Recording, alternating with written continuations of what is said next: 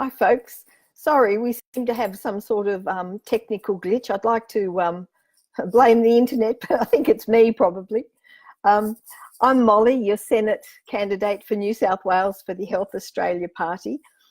So I'm going to start again, okay? As I've been out and about talking to people, and there are lots of issues that people are really deeply concerned about, but the environment is the top of the list, and it's not the economy, as I would have thought it might have been, but it's the environment.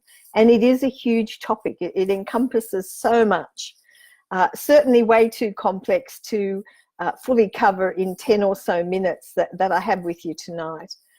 But you can rest assured that I'm going to get my little butter box and I'll be jumping up and down on it many, many times over the coming months.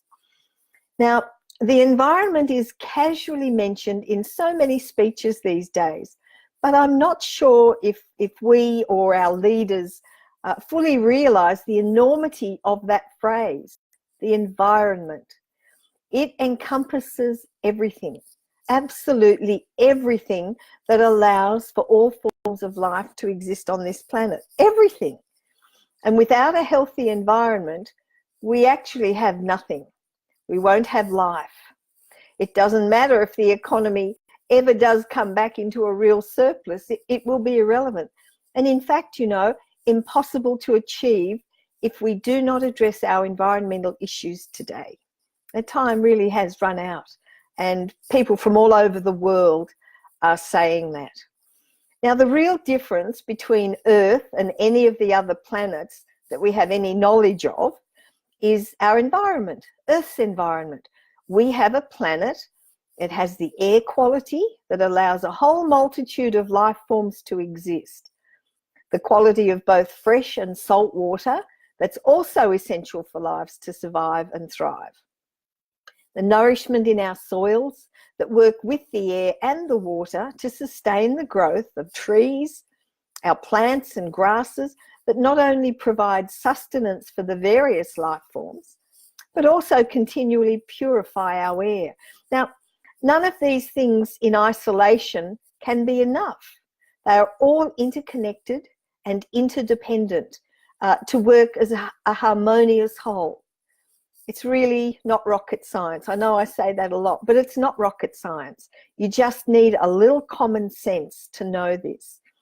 Now, you destroy one element and the whole deck of cards collapses. The vast majority of those in the scientific community, they consider that our actions, yes, you, me, us humans, have caused this degradation of our environment, and that the pace of destruction is escalating. The signs are becoming more and more evident. None of us can keep our head in the sand and pretend it isn't an issue any longer. Extreme weather changes have become the norm. You know, look at it now. It's almost the end of May. We've still got really warm weather. Another few days, a week, and we'll be into winter. Droughts are becoming more and more prolonged, while torrential rains cause flooding in other parts of the same country. Summers are hotter and last longer, and winters are wetter and colder. Millions of animals and insect species face extinction in the next 10 years. That's a decade. 10 years goes very quickly. One of the major contributors to the destruction of our air quality has come, you know it, from the burning of fossil fuels in the form of oil derivatives such as petrol and diesel, and the burning of coal to generate electricity in power stations. Now, the burning of coal is certainly considered the greatest threat of all. And that's why we in the Health Australia Party support stopping the Adani mine from becoming a reality. We also fully support the move to renewable forms of energy creation, such as solar panels and wind turbines, coupled to batteries to eventually replace the coal-fired power stations, and therefore the need for more coal mines. We don't need more coal mines. The export of coal at the current levels is just not viable in the longer term. As for power generation, consider this. The United Kingdom has recently completed a whole week without using any coal-powered energy. Over the last 5 years, the UK has cut its coal-fired electricity production by 80%.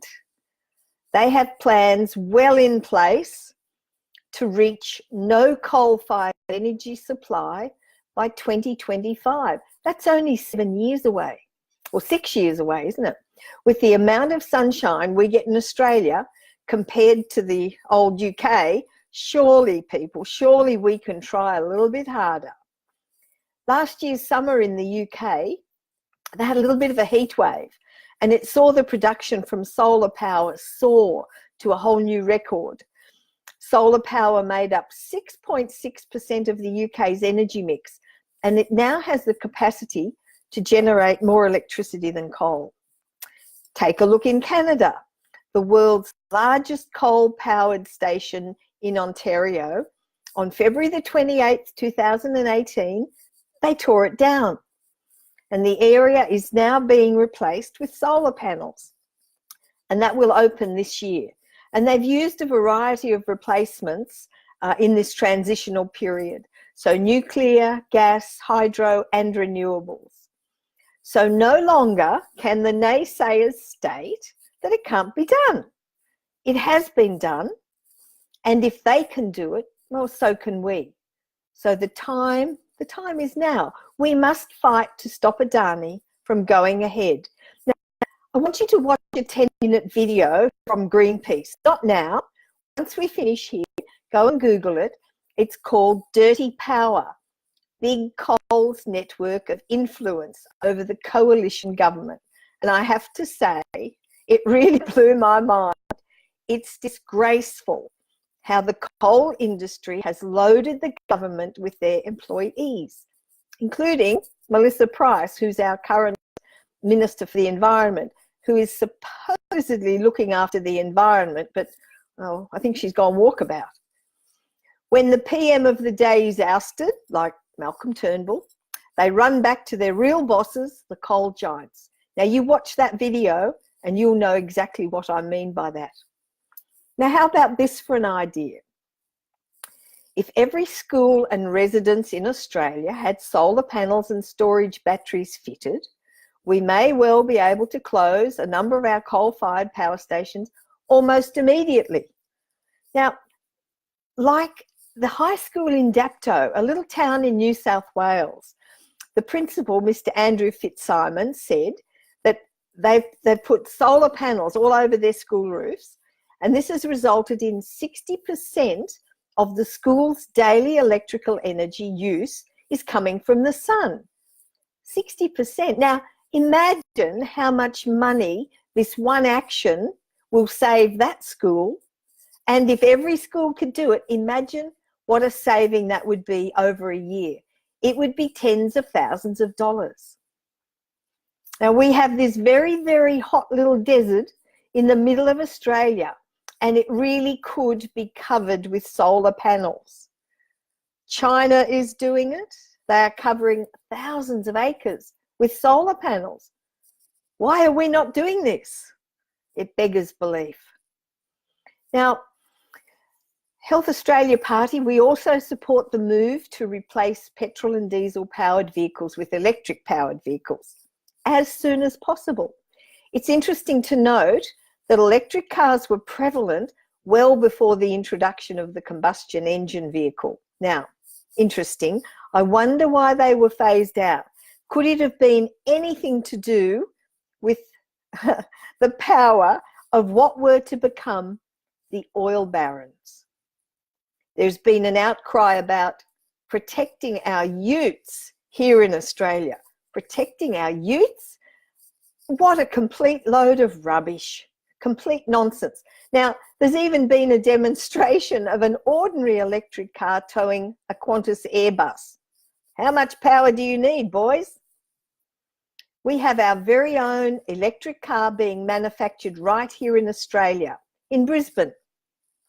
Now, I spoke to Greg McGarvey, and he's the managing director of ACE EV, and they are to start manufacture in Adelaide in 2020 with an Adelaide-based business. They plan to manufacture 15,000 cars and utes by 2025. So here is the question. Where is the Australian government in all of this?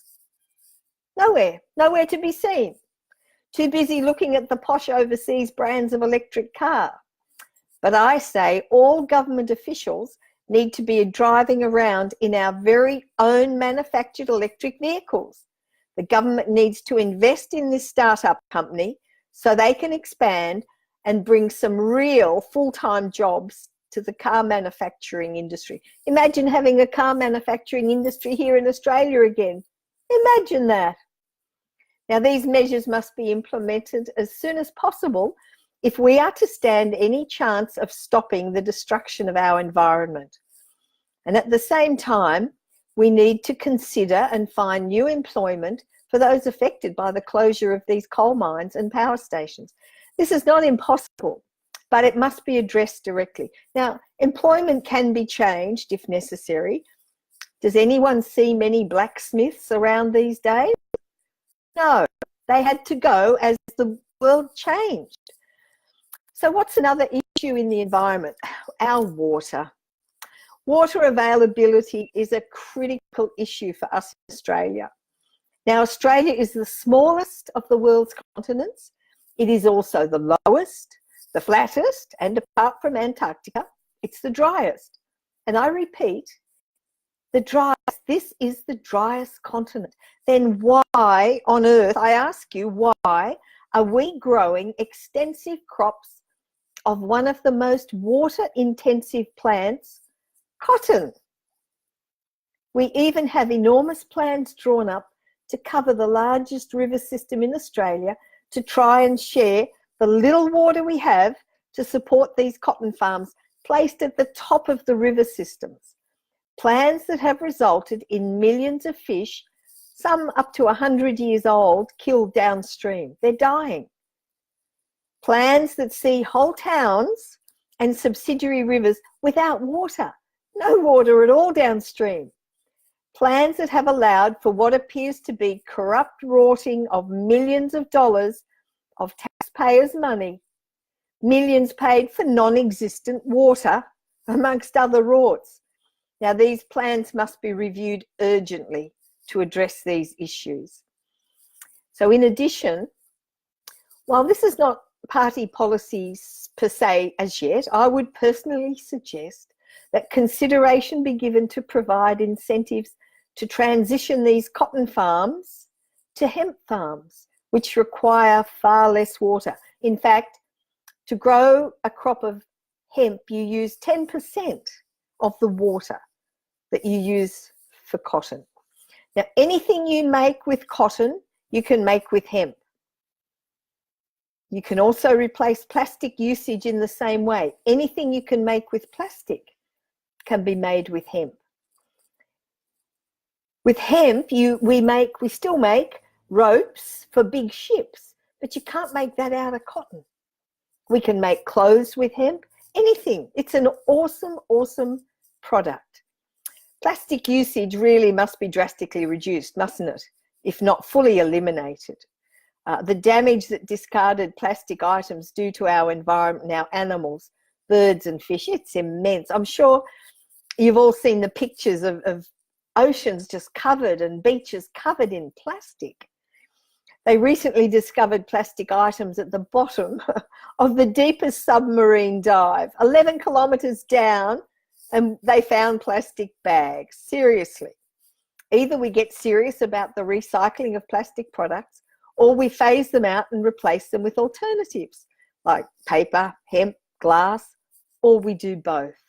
I must add here that in New Zealand, there is a company that's making fence posts out of recycled plastic. What a great idea, fence posts. Now, the situation is dire. The outlook's desperate. It's not happy, is it? It saddens me to think that my grandchildren may not survive to raise a family. And I don't say that as an empty, idle comment. Without urgent and serious action, the pace of destruction will escalate exponentially to transform this beautiful Earth into a twin of Mars. None of us want that, and none of us deserve that. So let's stand together for a healthier future. The current political climate has left many Australians disillusioned about the future direction of our country. Corporate interests have corrupted our democratic system, and the people's voice no longer being heard nor represented. Choice and freedoms are being restricted as our nation's health and the health of our environment continue to deteriorate. Our land is being sold off, our assets privatised, public policy and academic freedom stifled by well-resourced and influential groups. And we have a largely biased media, very sad, who no longer present you and I with the whole truth. Well, the time for change is upon us, isn't it? It's time to shape a healthier future by electing people who represent the views and voices of Australians. It's time to restore democracy, to end the domination of the three-party political system and the corporate influence on policy that impacts your future, my future, and certainly our children's future. By standing together, we can create a truly healthy Australia. Remember the quote from the Japanese writer Satoru, and he says, "Individually we are one drop, together we are an ocean." And I add to that, and an ocean is unstoppable. So vote for the Health Australia Party this election and get me and our other excellent candidates into the Senate to effect real change for this absolutely amazing country that each and every one of us has the privilege to live in. Okay, so let's see, has anybody decided to write a comment? I've got some little love hearts, thank you. No comments, okay. Thank you everyone, thanks so much for watching and listening to me rant and rave on my, well, butterbox. I wish you all well. I hope we have a very successful outcome at Saturday's election, and I'll see you soon on my butterbox. Oh, okay. Sorry, some little questions have come through. Just saw these. Trevor says, great idea. Ex-employees of car manufacturers. Yeah, how sad that we ditched all the car manufacturing. But, you know, you've got to look for the silver lining. Maybe this is what we're waiting for.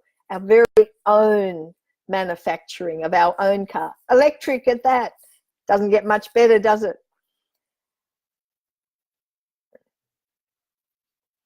We'll have to look into phasing out mining in critical water catchments. Absolutely.